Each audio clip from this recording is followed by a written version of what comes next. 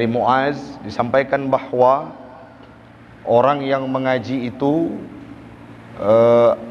talabul ilmi ibadatun. Orang yang menuntut ilmu itu ibadah. Wa mudzakaratuhu, dan mengulang-ulang ilmu itu tasbihun. Tasbih. Apa yang sudah kita pelajari kita ulang lagi biar paham. Ada pelajaran nanti diulang kembali, maka itu tasbih. Wal bahsu minhu, pembahasan terhadap ilmu, ada dialog terhadap satu permasalahan tentang ilmu, itu namanya jihadun. Jihad, seperti orang yang berperang. Yang selanjutnya wabadlihi, memberikan ilmu, berbagi ilmu kepada orang lain, qurbatun, pengorbanan. Yang selanjutnya ta'allum, ta'limun, mengajarkan ilmu kepada man la ya'lam, kepada orang yang belum ada ilmu, sadaqatun, itu merupakan sedekah. Jadi saat kita berkaitan dengan ilmu, tidak ada satu ruang pun yang kita dibuat rugi olehnya. Misalkan sore ini naik mengaji, niat dulu sebagaimana yang sudah disampaikan saat pertama pengajian apa? Mengaji kita tujuannya untuk menghilangkan kejahilan. Makin tabut akai makin good. Bukan makin bud akai makin bro. Jadi tampakkan dirimu supaya berbeda daripada orang yang lain, karena engkau adalah orang yang berilmu. Yang selanjutnya dalam kitab Tadhkiratus Sami' disampaikan bahawa laisa syai'un a'azza minal ilmi. Tidak ada sesuatu perkara pun yang lebih besar dan lebih megah dibandingkan daripada ilmu. Potong kompas, singkatnya dan kesimpulan, ilmu adalah segala-galanya bagi kehidupan seorang manusia. Jadi tidak ada kata berhenti untuk belajar ilmu.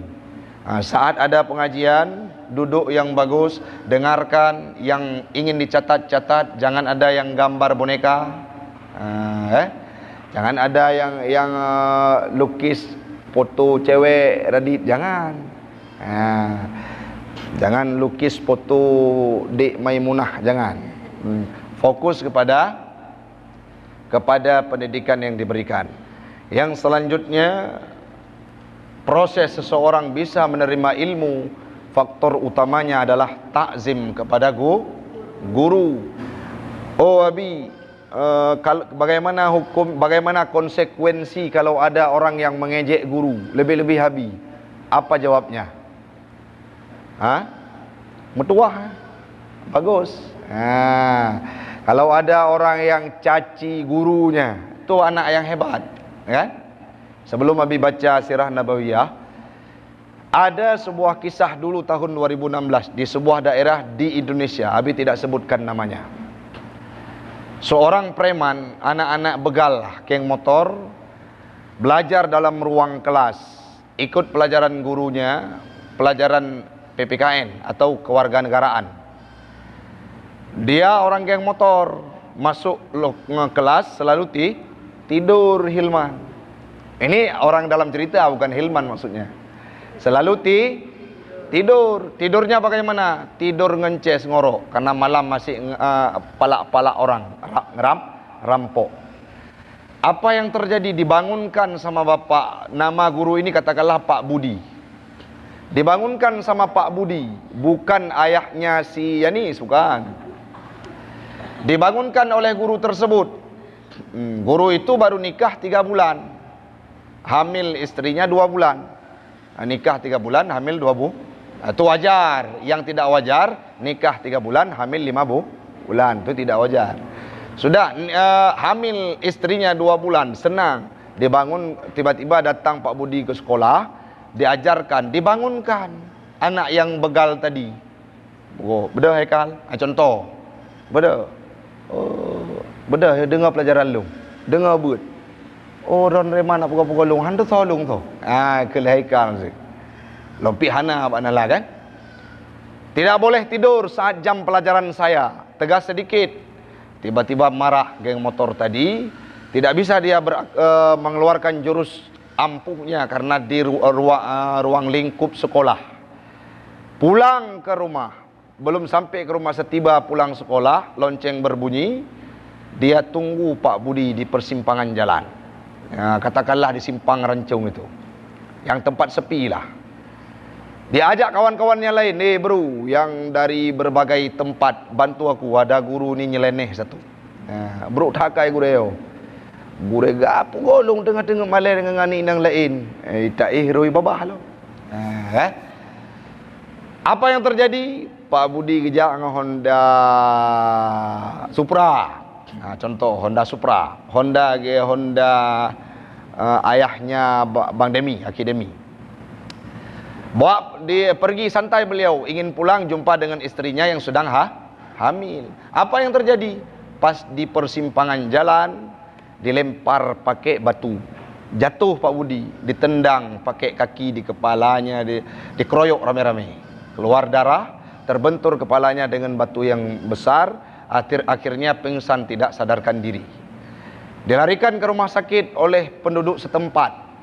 Setiba di rumah sakit, siuman sebentar, sadar, akhirnya menghembuskan nafas terakhir, meninggal dunia. Pertanyaan yang paling mendasar, siapakah yang menyebabkan Pak Budi meninggal? Muridnya. Itu patut ditiru, ya. Ini lagi nyan udip dan nyoba lagi nyan nak bagah tamalam neraka. Itu contoh-contoh yang sudah terjadi di kalangan orang lain. Siapa yang salah? Siapa yang tanggung resiko? Bukan Pak Budi yang narusang yang tambang surga. Siapa yang bermasalah? Murid-muridnya ini. Kemarin di-share video sama kawan-kawan Nabi di LPTQ Kota Luksmawe, bahwa terjadinya pembulian di sebuah sekolah, di sebuah asrama, yang mana ditendang kawannya di kepala, pokoknya pembulian. Itu tidak boleh ada di An-Nahlah. Termasuk tidak boleh ngejek guru. Oh abi hana betul gurunya, han cerkep dan ngejek. Nabi Muhammad ngejek Abu Jahai hana cerkep.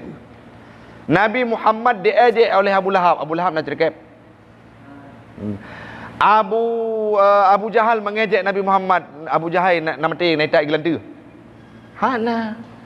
Sekaliber Nabi Muhammad diejek, tetap diberikan bantuan, tetap diberikan kehidupan oleh Allah Ta'ala kepada mereka. Apalagi guru. Jadi tidak jadi masalah. Bagi guru tidak jadi menyatakan dia dicerca, dicaci. Itu memang makanan. Jadi yang namanya emas, mau kita jelekkan tidak bagus, akan tetap bagus. Tapi siapa yang jadi tanggung resikonya? Kita pengejek. Orangnya ada oknum yang ngejek tusuk. Siapa yang bermasalah? Oknum tersebut betul tidak? Betul. Sedangkan Allah Yarham sudah ditempatkan oleh Allah Ta'ala di tempat yang mulia. Paham?